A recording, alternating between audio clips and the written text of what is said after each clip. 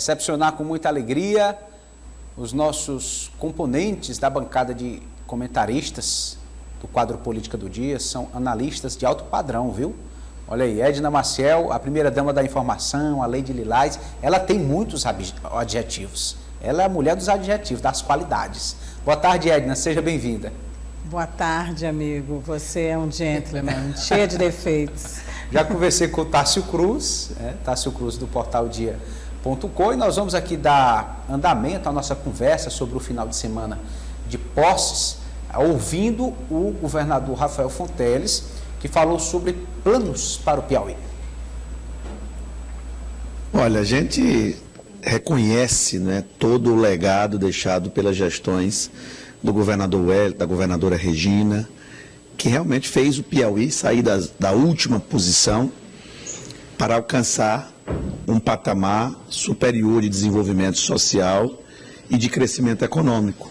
E agora a gente quer mais, né? O Piauí, ainda mais com essa oportunidade histórica de ter o governo federal alinhado com o estadual e ainda ter o ministro Wellington Dias, o senador Marcelo Caixa, bancada federal, né, vários ministros que foram gestores nordestinos e, portanto, tem essa sensibilidade em relação ao Nordeste e a experiência administrativa para ajudar o país.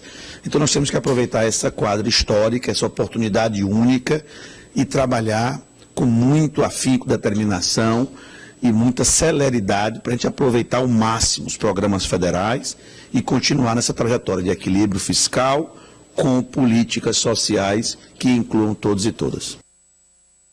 Edna Maciel, expectativa grande para esse novo governo. Exato, expectativa grande, baseada em toda uma análise na transição, com cada pasta colocando seus números, né, e com as promessas e propostas, né, que viraram propostas, que são projetos. E acho que todo o Piauí inteiro espera, principalmente na área da segurança e, né, da educação. Hoje a gente teve o secretário de Educação aqui conversando com você e vimos todos os projetos e propostas da pasta, uma pasta base, uma pasta que a gente espera muito, que é a base de tudo.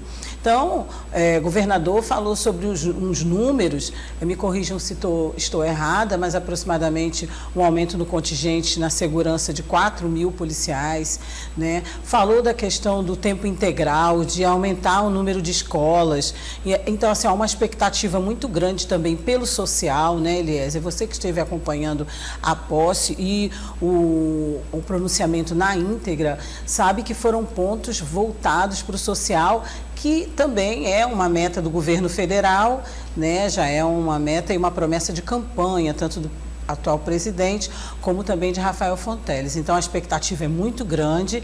A economia, o presidente Lula deixou bem claro das dificuldades que vai ter, ministro Haddad, enfim, toda a equipe econômica, desde a época da equipe de transição, isso reflete lógico nos estados, pedem que todos contribuam, então já se sabe que não vai ser fácil, né? A gente todos de olho, principalmente nessa questão da transparência e também na questão dos impostos, dos combustíveis e algumas metas não, o que eu quero dizer é que algumas decisões já foram tomadas, né? Alguns documentos já foram assinados, então já temos algo em nível federal já encaminhado. Então vamos ficar acompanhando e ver se realmente o que foi proposto e o que foi estudado e que agora está na mão de todo mundo. Há uma promessa de que todos os setores receberão o relatório em nível de governo federal e todos os entes envolvidos, e creio que também aqui será assim, para que a gente saiba como esses governos vão caminhar. Bom, Tássio, tem se falado muito, especialmente pelo próprio governador Rafael Fonteles, que as metas estabelecidas no plano de governo, elas têm já uma garantia orçamentária. Ou seja, de acordo com as previsões de arrecadação, receita, despesa, tudo que envolve o orçamento, aquilo que está sendo proposto tem condições de ser executado, não é só uma ideia, não é só uma imaginação, é algo realmente palpável, concreto. E isso aumenta a expectativa do piauiense. Sem dúvida, Eliezer. São metas, como você citou, muito ousadas, que são apresentadas, mas o governador Rafael falava na Assembleia, e eu destacava na minha matéria, duas palavras que foram marcantes, Eliezer, disciplina e sonho. Ele falava que uma pessoa disciplinada que não sonha vira um robô, e uma pessoa que sonha e não tem disciplina é um utópico, né? Não realiza nada. É interessante isso porque é bem a cara desse secretariado, né? Um secretariado que a parte mais dura, né? A parte mais de pastas mais complexas são de pessoas que são da área, técnicos, né? Porque vão enfrentar um desafio complexo. Dentre as metas complicadas, né, metas ousadas que a gente colocava, a Edna citava uma de dobrar o efetivo da Polícia Militar. Eu destacaria que os secretários e o governador falaram em todos os momentos de gerar, Eliezer, até 80 mil postos de trabalho, de emprego. Isso é muito difícil em um cenário de economia pós-pandemia, que o país enfrenta dificuldades, ou seja, mais uma meta ousada, mas é um governo que começa, como eu comentava, com muita ousadia, com muita vontade de mudança, vamos dizer assim, se não mudar de uma gestão para outra, mas de mudar o cenário, principalmente econômico, como destacamos eu e Maria Clara Estrela, repórter do Jornal Dia, esses dois pontos, né? Combate à extrema pobreza, combate à desigualdade social e geração de emprego e renda, eram os dois pilares do plano de governo e agora viram os dois motes principais da gestão. Um outro ponto interessante, Eliezer, é essa aliança com a ala federal, né? O Rafael, o governador, falava um ponto também no seu discurso e eu achei muito curioso. Ele dizia o seguinte, Eliezer, que a partir do fato do Piauí ser o estado mais lulista do Brasil, os deputados federais, estaduais, que forem a Brasília, ele até brincou e citou o fato de que deveriam usar um bottom no seu paletó, dizendo: sou do Piauí, o estado mais lulista do Brasil. Porque aí os ministros, mesmo que não concedessem o pleito dos deputados e secretários, eles iam, nas palavras do Rafael, ficarem constrangidos de não enviarem o recurso para o Piauí. Em síntese, o que isso quer dizer? Nós temos talvez um dos melhores cenários federais mais alinhados com o Piauí de toda a história. Nem em 2002 nós tínhamos um cenário assim, quando o Lula e o Wellington venceram. Então, é um desafio grande, uma gestão que começa, eu diria, com um sarrafo alto, começa com uma cobrança também alta e começa com uma expectativa muito grande da população piauiense. Se me permite mais vontade, você citando aí, elencando, lembrei do que a gente falava nos bastidores. Também acho um desafio a equiparação salarial de homens e mulheres, né? Nós, nos mesmos cargos que vocês, infelizmente no nosso país, ainda temos, mesmo estando na mesma posição, as mulheres normalmente ganham um salário inferior. E o presidente Lula, impulsionado aí por todos os planejamentos com ideias da primeira-dama também e das mulheres do seu governo, né?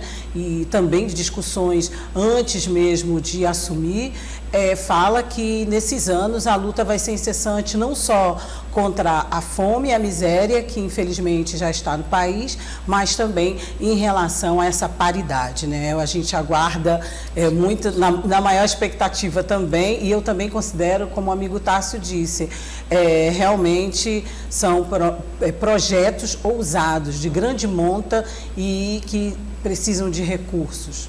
Verdade. Nós vamos aqui dar as boas-vindas ao João Magalhães, falei certo, viu? Quase gaguejei aqui. João Magalhães, editor do Jornal Dia, chegou aí para fazer parte do nosso grupo de comentaristas. João, boa tarde, seja bem-vindo. Só antes de você falar, João, hoje 41 nomes foram publicados no Diário Oficial do Estado, o novo secretariado, e a posse desse secretariado acontece ainda esta semana. Sobre o assunto, nós vamos ouvir o secretário de governo, Marcelo Noleto. Previsão de nomeação e posse dos demais secretários na quinta-feira. Essa é a ideia até agora. Na quinta-feira, todos serão empassados. A nomeação talvez seja já amanhã, mas a posse é na quinta-feira. Como essa fala foi ontem, domingo, amanhã que se referiu aí o secretário, hoje, e de fato aconteceu, está publicado no Diário. Governador empossado, João Magalhães, equipe também já anunciada, já podem trabalhar. Boa tarde, João. Já podem trabalhar, Eliezer, boa tarde para você, boa tarde ao nosso telespectador, ao Tássio, à Edna. ano novo, né? Primeiro dia útil, vamos dizer assim, do ano, e de fato secretariado, nomeado, posse. A posse vai ser simbólica neste caso, porque já que tem a nomeação, todo mundo já está lá nos seus cargos de comando. Vai ser uma posse, vamos dizer assim, praticamente simbólica, porque de fato, desde a transição, esses nomes já tinham conhecimento, inclusive, da estrutura administrativa que vão encontrar. E, de fato, não há tempo a perder. No Brasil, a gente tem aquele ditado, né, de que o ano só começa após o carnaval, mas não vai dar para esperar o carnaval para começar a trabalhar, porque, de fato, a população exige, demanda que as ações do poder público, tanto do governo do estado quanto do governo federal, comecem a ser desenvolvidas com agilidade. É claro que tem aquelas promessas, aquelas propostas que demandam um longo prazo, demoram anos até se concretizarem, tem aquelas outras propostas que precisam de um médio prazo, né, questão de meses, mas há muitas ações que podem ser desenvolvidas a curto prazo, aquelas muitas vezes que podem ser consideradas até simbólicas, mas que fazem uma diferença muito grande para a população. Um exemplo delas, obviamente, é cada secretário desse nomeado ter total responsabilidade na hora de contratar despesas, na hora de contratar, de formalizar ali suas equipes, tentar economizar recurso público nesse custeio da máquina. Obviamente é uma medida que pode já ser cumprida a curtíssimo prazo e a gente, claro, vai acompanhar. Só pegando ainda o gancho da fala anterior sobre esse alinhamento histórico do Piauí com o cenário nacional, eu diria que também essa é uma pauta que a gente precisa acompanhar com bastante proximidade, porque de fato há um alinhamento histórico e uma demanda também que já é outra, não é mais aquela de 2002, 2003. É claro que nos primeiros governos Lula, né, os 2 primeiros mandatos de Lula, que coincidiram também com os 2 primeiros mandatos de Wellington Dias no Piauí, a gente tinha uma demanda que era a energia elétrica na casa de todos os piauienses, né? Era, obviamente, o ataque ali muito rápido à extrema pobreza, e agora a gente não precisa mais falar tanto disso. É claro que ainda há fome, é claro que precisa novamente atacar a pobreza, é claro que precisa de investimentos na questão da energia elétrica. Não é todo o povoado do Piauí que tem energia elétrica, ao contrário de que muita gente pensa, mas a principal demanda, eu diria que a principal reivindicação é de fato inserir o Piauí numa agenda de desenvolvimento nacional. Não dá para esperar que outros estados, que o restante do país seja priorizado no que diz respeito a investimentos estruturais e o Piauí ficar acompanhando à distância. Pelo contrário, eu diria que nesse alinhamento histórico que o Piauí tem agora com um Lula 3.0, né? Já que é um terceiro momento de Lula na presidência, certamente a reivindicação tem que ser a de que o Piauí seja tratado de fato com prioridade, porque é preciso, obviamente, de investimentos sociais, e aí não há nem muito o que cobrar, porque o Piauí vai ter um ministro do desenvolvimento social, então é mais que uma obrigação, na verdade, que essa área receba investimentos no Estado, mas é preciso olhar principalmente também para essa questão econômica do desenvolvimento, a geração de emprego e renda, até porque ficou muito claro, quando investimentos sociais, de transferência direta de renda, eles são aplicados, isso fica muito a depender da estrutura do governo federal. Quando entra um governo federal que tem uma agenda contrária, aí, obviamente, que o Estado sofre muito. Então, é preciso que se pense também no desenvolvimento a médio e longo prazos, e com certeza tudo isso passa pela geração de emprego e renda, pelo investimento em tecnologia, pela atração de empresas, de indústrias. E aí, se no plano nacional tiver um plano de desenvolvimento para investimentos nessas áreas, pois que o Piauí esteja inserido. Afinal de contas, a gente tem, como bem lembrou aí o Tássio e a Edna, uma estrutura de poder completamente alinhada com o governo federal, seja no Senado ou na Câmara dos Deputados ou na própria força que o governo do Piauí tem. Então, eu diria que nesse novo momento é hora de fato de avançar ainda mais, né? não ficar atrás apenas dos investimentos sociais, mas de fato pular, né, a faixa, pular esse obstáculo e ir de fato naquelas áreas que o governo federal tem todas as condições de investir no Piauí, e aí nesse caso eu não vejo uma outra área que não seja de fato essa do desenvolvimento econômico. Setores com potencial não faltam aqui no Piauí, tem a energia, tem a própria indústria, tem a demanda por obras estruturantes, obras de infraestrutura, volta aquela agenda da duplicação das BRs, para ir muito mais longe, não é para se pensar apenas em Altos e Demerval, mas por que não Piripiri, Água Branca, enfim, é de fato uma agenda que a gente espera e vai cobrar que a classe política piauiense tenha essa consciência de que já que está todo mundo alinhado, pois que a cobrança seja ainda maior, porque obviamente quanto mais investimentos o Estado recebe, mais a gente beneficia a população. João, e Eliezer, uma rápida observação. Quanto ao secretariado, né, Eliezer? Você falava em 41 nomes, só que 6 nomes chamam a atenção. Nenhum dos 6 deputados que assumirão cargos aparecem na relação. O governador esperando, né, em fevereiro esses deputados assumem o mandato, e acho que automaticamente após assumirem devem se licenciar para assumir as secretarias. E esses 6 deputados estaduais, né, aqui eu dava uma olhadinha aqui na lista, né, Janaína Marques, Flávio Nogueira, Firmino Paulo, Fábio Xavier, Coronel Carlos Augusto e Pablo Santos. Esses 6 sairão da Assembleia, mas indicam, né, suplentes, né, indicam pessoas imediatas para as pastas que ocuparão, e, lógico, em fevereiro, quando assumirem o mandato, logo em seguida se licenciam. Eles ainda não aparecem nessa lista de mais de 40 secretários, mas em fevereiro todos devem se licenciar da Assembleia, votar principalmente para a presidência, né, já existe o acordo, mas devem votar e em seguida seguirem aí para as pastas respectivas. É bom lembrar também que esse número de 6 é uma redução significativa do que a gente observou em outros governos do Partido dos Trabalhadores, onde normalmente se tinha ali 8, 10, chegamos a ter até 11, 12 deputados 14, estaduais. né? 14, viu, João? 14 deputados estaduais ocupando cargos na estrutura administrativa do governo do Estado. Muito bem. Nós já até tocamos no ponto da segurança pública, mas nós temos uma fala, né? Nós conversamos com o secretário de Segurança do Piauí, nomeado hoje, né, o advogado Chico Lucas, sobre a previsão para o chamamento de novos PMs, dos investimentos em inteligência e políticas sociais também, viu? Vamos ouvi-lo.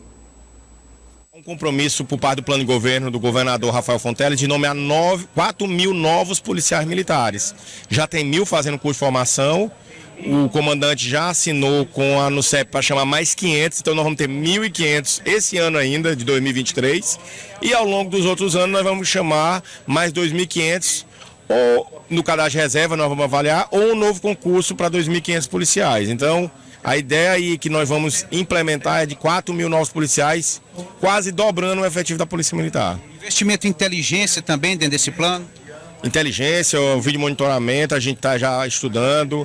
A questão das delegacias de combate ao crime organizado, as facções, e também uma integração social muito grande. Nós vamos criar uma diretoria de defesa social. A gente sabe que não adianta só reprimir, nós temos que chegar também com serviços. O CSU do Parque Piauí, por exemplo, é um exemplo do que a gente vai querer replicar em Teresina, lugares de garantias de direito, onde as crianças possam ter atividades extracurriculares, onde os idosos possam ter também esporte. O CSU do Parque Piauí é o modelo que a gente vai querer implementar nas grandes cidades do Piauí. Interessante, Tássio, essa avaliação do secretário, porque aí tem um tripé: repressão, né, ostensividade com a polícia militar, inteligência ali a cargo da polícia civil, que tem essa capacidade científica, investigativa, e o social, né? Nós estamos vendo aí o secretário de segurança preocupado com a questão social, que tem uma direta relação com a questão da violência, enfim, com todo esse cenário, Tássio Cruz. É verdade, Eliezer. Talvez para mim seja o maior desafio da gestão de Rafael Fonteles à segurança pública, né? A governadora Regina Souza, ao deixar o governo, em uma coletiva que eu e você estivemos no Karnak, deixou bem claro que uma das frustrações é não ter conseguido evitar, né? É claro que é um problema nacional, né? As facções, elas não respeitam estados, não respeitam fronteiras, são instituições até mesmo internacionais que atuam em vários países, mas eu acho que esse é sim o maior desafio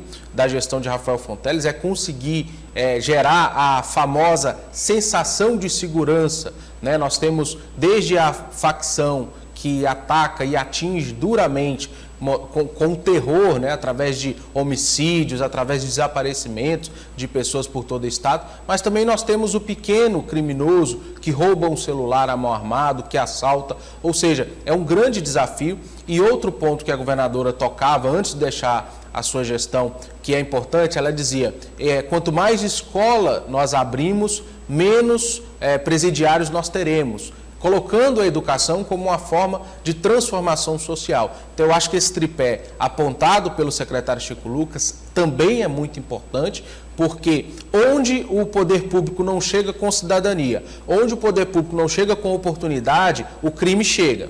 Se o adolescente não tem uma oportunidade de se inserir no mercado, ainda jovem, fazer um primeiro emprego, um sistema de estágio em que ele possa ser remunerado, em que ele possa lentamente se inserir no mercado de trabalho e, vamos dizer assim, tomar gosto em trabalhar, o crime muitas vezes chega com uma possibilidade, com a oportunidade, dando um pequeno cargo dentro de uma facção, dando uma função ali em que ele vai receber muito mais dinheiro e infelizmente vai se perder socialmente. E é aí a porta de entrada para as penitenciárias que hoje infelizmente se transformaram em faculdades do crime. Então é fundamental, e eu acho que é sim o maior desafio da gestão de Rafael Fonteles, conseguir combater as facções e conseguir também levar a cidadania, evitar com que as nossas crianças, os nossos adolescentes caiam no mundo do crime porque não recebem oportunidade.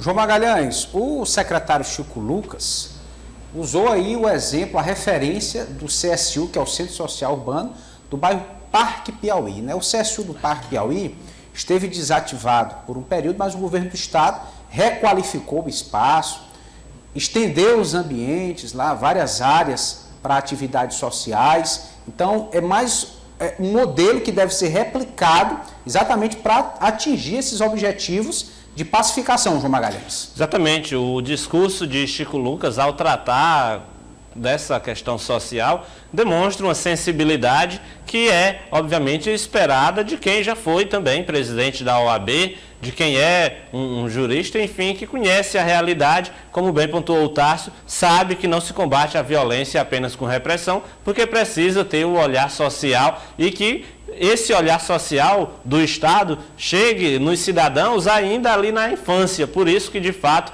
é necessária uma integração entre a Secretaria de Segurança Pública, entre a Secretaria de Educação, a Fundação de Esportes, que também, neste caso, precisa participar ativamente desses projetos, a própria Coordenadoria de Juventude, que tenha instrumentos, que tenha recursos, né, orçamento e material técnico e humano, vamos dizer assim, para, enfim, realizar uma integração e que o Estado chegue de fato a essas áreas onde hoje são, se não dominadas, mas estão muito próximas ou sob ali a influência, vamos dizer assim, de criminosos. E aí, claro, quando a gente fala no olhar social do Estado, não é apenas esse da prestação do serviço na área do esporte, do lazer, mas também a própria questão da área econômica, da área em que se pensa a geração de emprego e renda, e aí na própria estrutura do governo do Estado não faltam pastas que têm também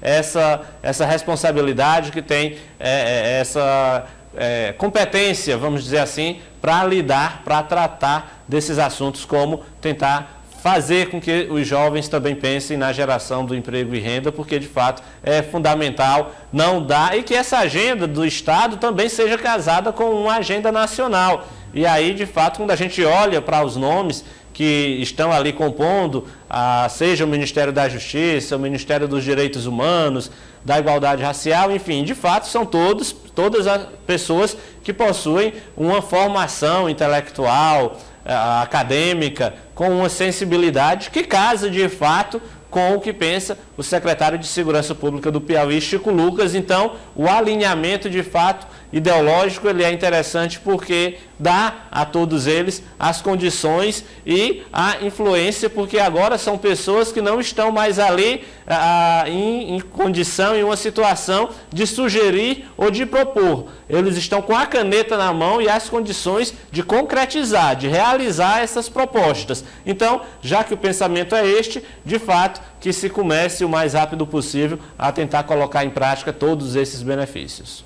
Nós vamos estender um pouco esse debate aqui sobre o olhar social do novo governo do Piauí, porque dentro da SASC, né, a Secretaria de Assistência Social, que passa a ser comandada pela ex-governadora Regina Souza, vai existir uma superintendência da promoção da igualdade racial e povos originários. Quem vai ocupar esse cargo estratégico é Assunção Aguiar. Vamos ouvi-la.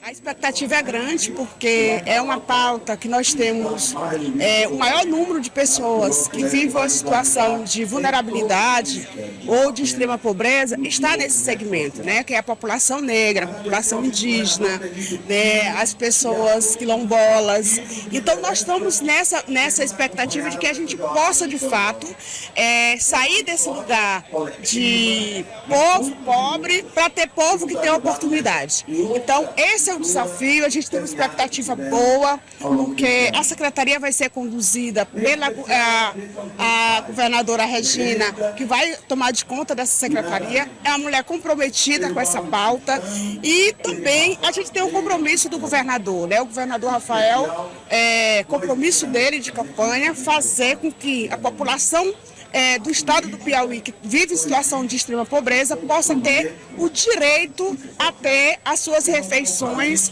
e também ter o direito ao trabalho, né? Ao pão de cada dia. Então, essa é a nossa expectativa, a nossa disposição para trabalhar é imensa e a gente não tem dúvida de que, com as condições, a gente vai fazer um grande trabalho. Tem aí, Edna, um alinhamento muito expressivo, governo do estado, governo federal. O ministro do Desenvolvimento Social, um piauiense, né, o senador Wellington Dias, e aqui a ex-governadora Regina nessa sintonia, já com um planejamento voltado, um planejamento de ações, Edna. O que representa esse novo momento para o estado do Piauí? É como você bem disse, né? Segue um alinhamento com o governo federal. A gente viu a subida de rampa bem emblemática do presidente Lula, representando os grupos de representatividade que sempre se sentiram e estiveram ainda aí excluídos, né? Ainda com muito a desejar, com muito a reivindicar durante todas as perdas que tiveram nesses anos. Então, está aí à frente Regina Souza, que inicialmente nós mesmo conversamos aqui, né, não iria dar continuidade, pelo menos agora, né, numa carreira política, nem assumir nenhum cargo, e vimos ela tomar aí à frente, está à frente realmente de uma pasta que tem tudo a ver com ela, né, de que tem toda a representatividade como mulher, como a história que ela tem como mulher negra assumidamente, toda a sua vida simples e depois sua batalha, seu estudo, enfim, todo o histórico que a levou a esse posto. E a Assunção Aguiar tem todo um trabalho para estar nessa superintendência agora, já estava lá, né, na secretaria, agora como superintendente, e como você mesmo citou, já existe todo um planejamento, já existe todo um projeto. Nós necessitamos muito que haja um trabalho mais prático e um trabalho não só educativo, né, nas escolas e na sociedade como um todo, mas também um trabalho mais prático em relação ao preconceito de todas as formas, né? De gênero, de raça, de idade, gordofobia, LGBTQIA+. Então, a gente precisa, sim, que tenham secretarias, gestões, que a gente não fique só na teoria, né? E que tenha também recursos para que essas mulheres possam trabalhar em cima desse projeto, desse planejamento. Muito importante, amigos, que tanto em nível federal como em nível estadual, a gente tenha essa representatividade, acompanharemos bem de perto esse trabalho. Com certeza. Meus amigos e telespectadores, Hoje está marcado para as 7 da noite a posse de Enzo Samuel como presidente da Câmara Municipal de Teresina. E nós já conversamos com ele para saber como é que deve ser a relação do parlamento com a prefeitura, com o poder executivo, né? Como ele pretende conduzir essa relação. Vamos ouvi-lo. Tanto a relação com todos os poderes é uma relação independente, mas ao mesmo tempo precisa haver harmonia. Vamos trabalhar para que em conjunto possamos construir o que for melhor para a nossa cidade. Mas é claro, sempre atento nos problemas para que possamos discutir da melhor forma possível e buscar as soluções. O senhor está disposto a contrariar o prefeito em algum momento, se for necessário? Olha, depende do que você fala, o que é contrariar. Eu sempre digo que eu trabalho para construir. A gente trabalha com pontes, né? A gente não trabalha com muros. Então, a Câmara será parceira do Karnak, será parceira também do Palácio da Cidade. Agora, é lógico, os poderes, como eu disse, são independentes. E quando for preciso a gente discutir de forma mais ampla, de forma mais intensa, será necessário. Sempre dizer que o nosso lado sempre será o povo de Teresina e nossa cidade.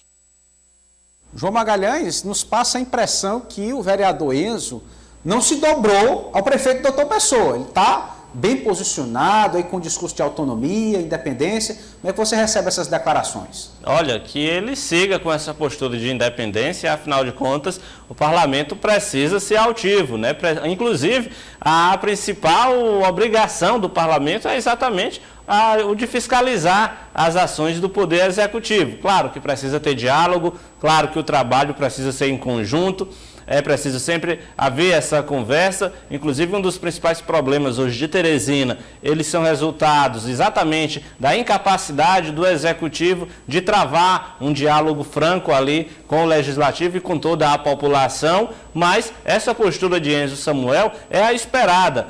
Eu não vejo e não há porque Enzo Samuel ter uma postura ali submissa ao Palácio da Cidade. Politicamente não é interessante para ele, e a gente já comentou aqui que o cargo de presidente da Câmara já dá a ele as condições políticas bastante favoráveis para ele enfrentar 2024, seja como candidato à reeleição para o cargo de vereador ou apostar, né, colocar o seu nome aí para debate como alternativa ao Palácio da Cidade.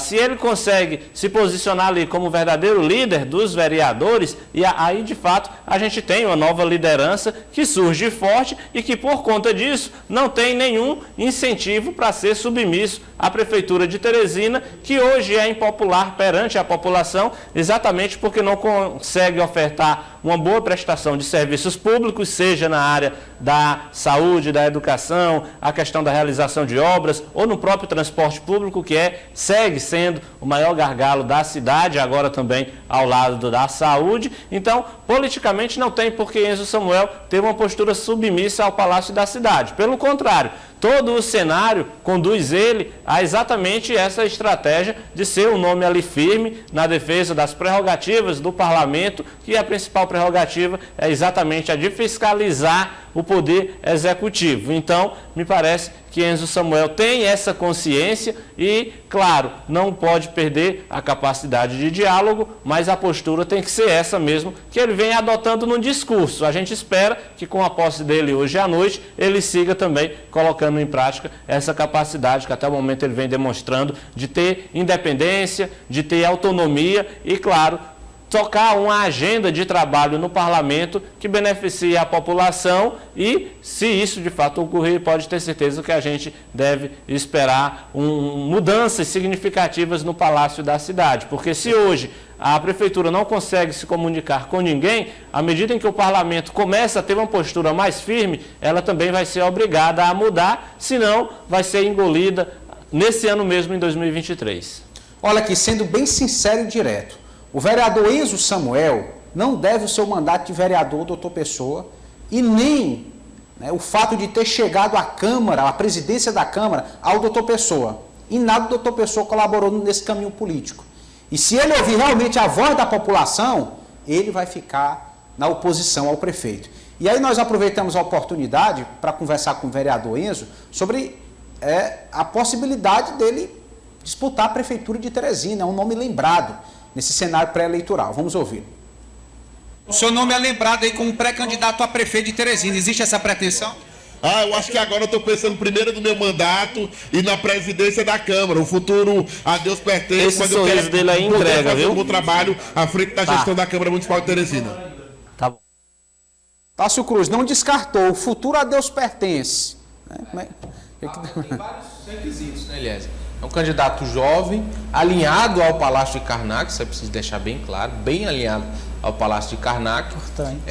E que precisa de uma viabilidade partidária, né? Hoje o PDT já revelou que deve ter um candidato à Prefeitura de Teresina, mas só um partido não faz um candidato, né? Precisa de uma ampla coalizão. Então ele está começando o mandato como presidente da Câmara e pode sim se capitalizar, pode ser um nome nessa disputa. Eu projeto, Eliézer, que devemos ter vários nomes para disputar essa prefeitura, já que o Palácio da Cidade deve chegar bem desgastado, né? O candidato, doutor Pessoa, deve chegar bem desgastado em 2024, então muita gente vendo a possibilidade deve lançar seu nome para disputar a prefeitura de Teresina. Enzo é um desses candidatos cotados, sim, para disputar o Palácio da Cidade. Outro nome lembrado nesse processo aí de avaliação de pré-candidatos é o do deputado estadual diplomado, doutor Vinícius Nascimento, né? Teve uma votação expressiva na capital e é uma alternativa, é um nome colocado à mesa. Vamos ouvir o doutor Vinícius sobre a possibilidade de ser candidato a prefeito de Teresina. Eu acho que tudo tem que ser muito bem conversado, né? Quando se fala de prefeitura, você tem que falar de um conjunto de fatores, de equilíbrio, de um momento, de uma conjunção de diálogos que realmente funcionem. A gente tem um objetivo de cuidar do nosso mandato de deputado estadual. Nós temos um compromisso muito grande com 200 e quase na totalidade dos municípios tivemos votos, só não tivemos em 9 municípios do estado. Então agora o nosso momento é de fazer um mandato de deputado estadual e qualquer conversa que for ter sobre Prefeitura de Teresina, isso aí é algo mais futuro, está muito distante. Regina Maciel, rapidamente, um nome novo, né? Dentro dessa tendência de renovação, de outros nomes postos para a administração, candidatura, o doutor Vinícius aparece bem aí no quadro do PT. Pois é, segue essa linha desses novos nomes que nós estamos vendo surgir aí, né? Acabamos de falar de Enzo aí, então também é bem votado, tem um histórico, está fazendo o seu nome e a gente sempre fala aqui que precisa de renovação na política, né? A gente vê sempre os mesmos quadros ou os parentes dos que já estão. Então, é bom que surjam novos nomes, mesmo tendo até grau de parentesco, mas que sejam nomes novos, com propostas novas e que vão criando suas bases. Acho que é um nome bem promissor, boa votação e está fazendo aí o trabalho. Vamos observar se vai na mesma linha. E eu queria só falar uma coisa rapidamente, que o Renato está aqui apressando a gente com razão, de que no caso de Enzo Samuel, se me permitem, aí é só um resultado, não só o Enzo, como vários nomes, como vocês citaram, dessa administração, da forma que ela é, mal planejada, mal colocada, equivocada em vários sentidos. Então, eu acho que esse surgimento de tantos nomes, né, o surgimento de tantas opções, vem daí. Sinceramente, eu não esperava tantas opções e estão surgindo cada vez mais. Aí o eleitor vai ter como escolher. E sobre a Assembleia Legislativa, o deputado Fábio Novo comenta a possibilidade de assumir a liderança do governo na casa. Vamos ouvi-lo.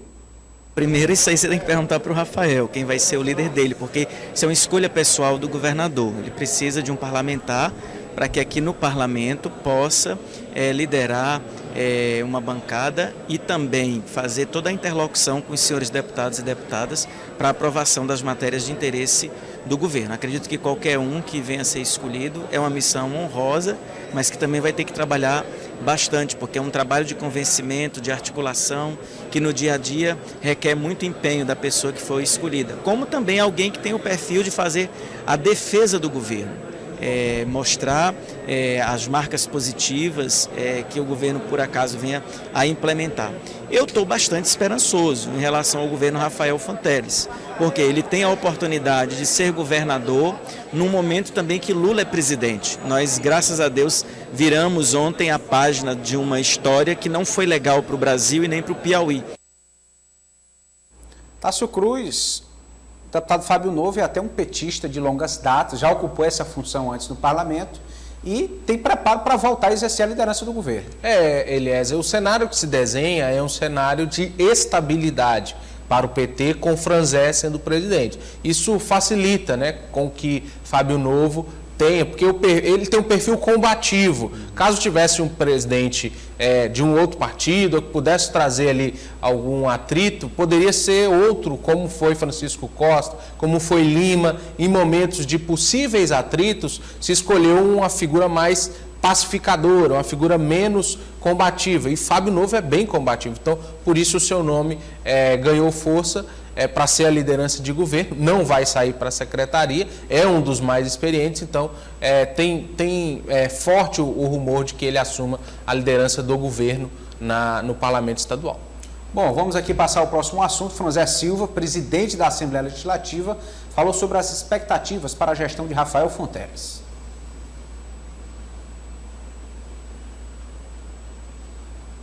São poderes independentes, apesar de termos um alinhamento muito forte com o governador eleito, Rafael Fonteles, mas a casa tem a sua independência, vai analisar cada medida encaminhada para cá, sempre olhando para o bem do Piauí. João Magalhães, independência também, né? Chefe do Poder Legislativo Estadual, falando da importância dessa autonomia entre os poderes.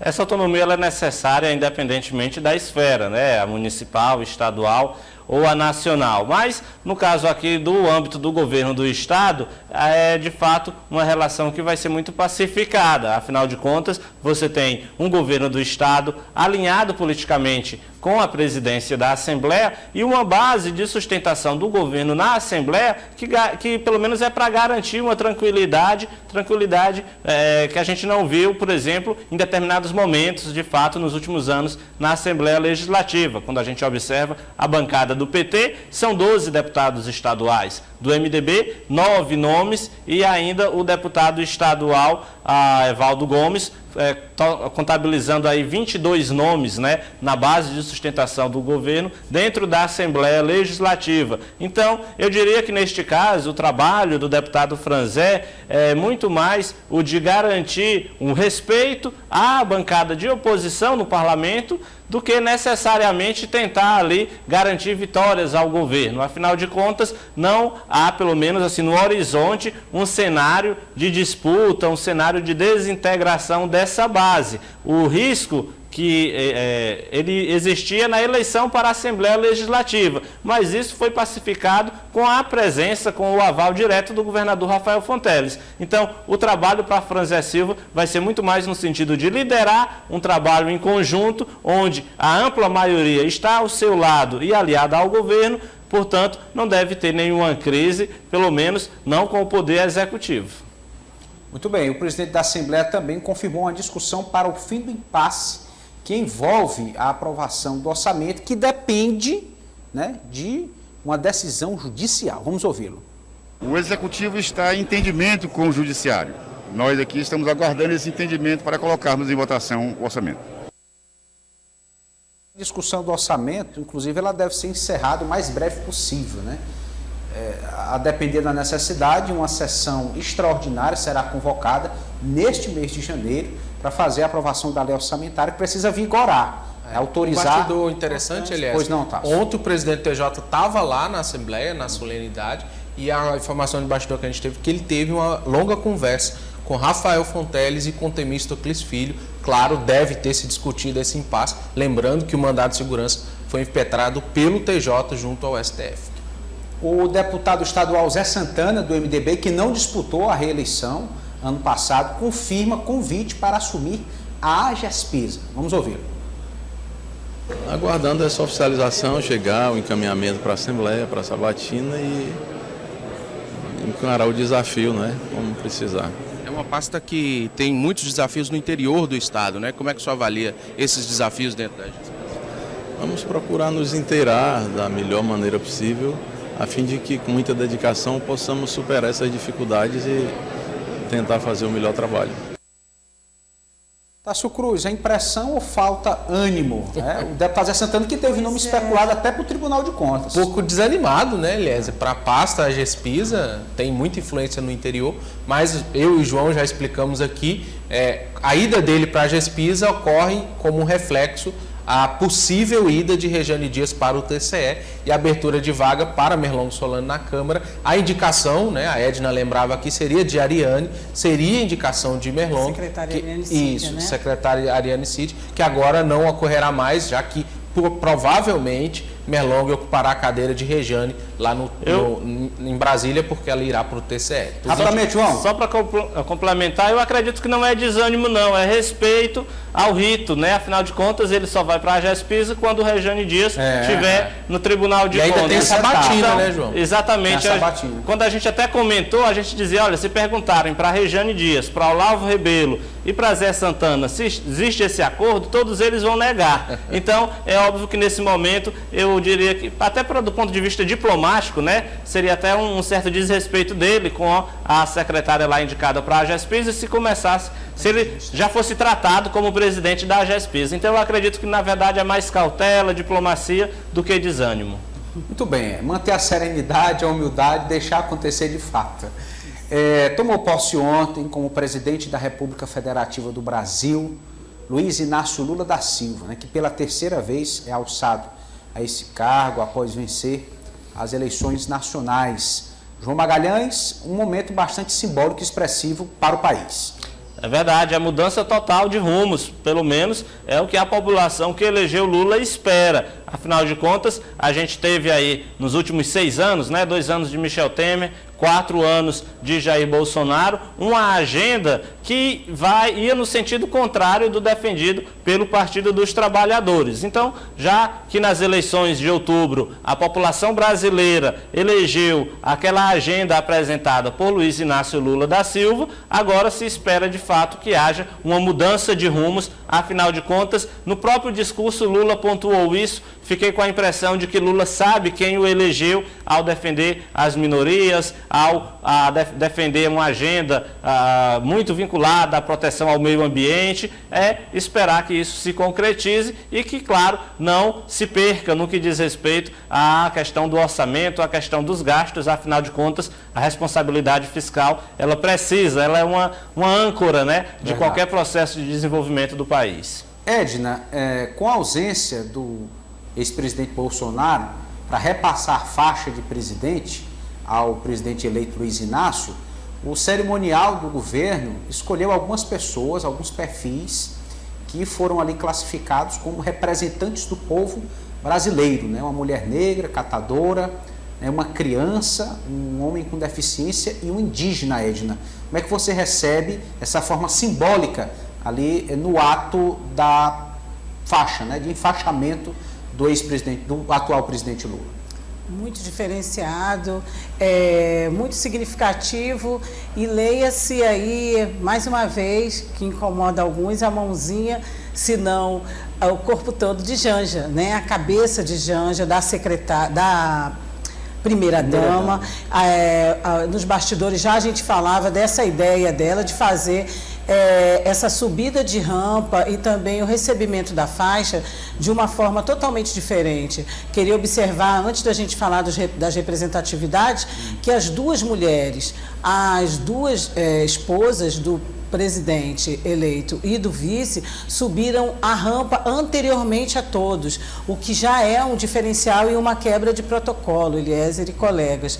E depois, quando houve tanta polêmica, já que o ex-presidente não ia mesmo passar faixa, e nem o vice, e nem o presidente da Câmara e do Senado, então a primeira-dama teve essa ideia, né, de colocar um representante de cada um desses segmentos que você falou, né? Eu considero muito forte, e é uma marca histórica, não só pela quebra de protocolo, mas pela representatividade mesmo. Você já citou aí uma criança negra, né? Uma mulher cozinheira, uma catadora também, esse rapaz, inclusive, com deficiência, né? E também mulheres. Então, assim, e uma indígena, né? Representando os povos indígenas e os povos da floresta. Então, eu acho que é uma representatividade, não tenho certeza, do nosso povo.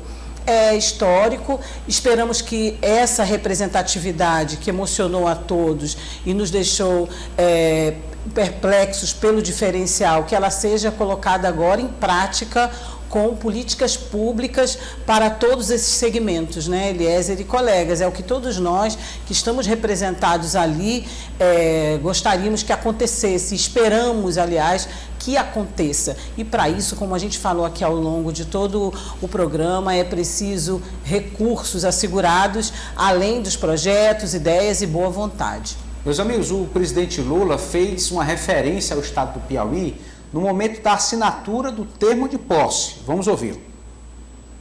Eu estou vendo aqui o ex-governador do Piauí, o companheiro Wellington. Eu queria contar uma história. Em 1989, eu estava fazendo comício no Piauí. Foi um grande comício. Depois nós fomos caminhar até a igreja São Benedito. E ao terminar o comício, um cidadão me deu essa caneta e disse que essa caneta era para mim assinar a posse se eu ganhasse as eleições de 89. Eu não ganhei as eleições de 89, eu não ganhei em 94, eu não ganhei em 98. Em 2002 eu ganhei as eleições e quando eu cheguei aqui, eu tinha esquecido a minha caneta e assinei com a caneta do senador Ramos Tebet.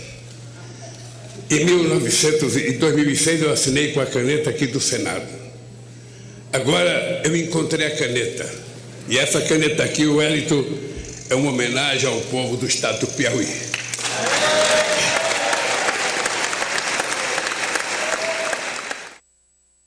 Eu vou fazer uma pergunta simples, é a mesma pergunta para todos nós aqui, 30 segundos para cada um, começando pelo João Magalhães. João, de quem é essa caneta? Quem foi que deu essa caneta de presente para o presidente Lula? Olha, já tem uma disputa aí. Apareceram dois nomes que disseram que entregaram essa caneta para o presidente Lula. Fernando Menezes, petista histórico, sempre vinculado aí ao Partido dos Trabalhadores, mora lá na cidade de Altos.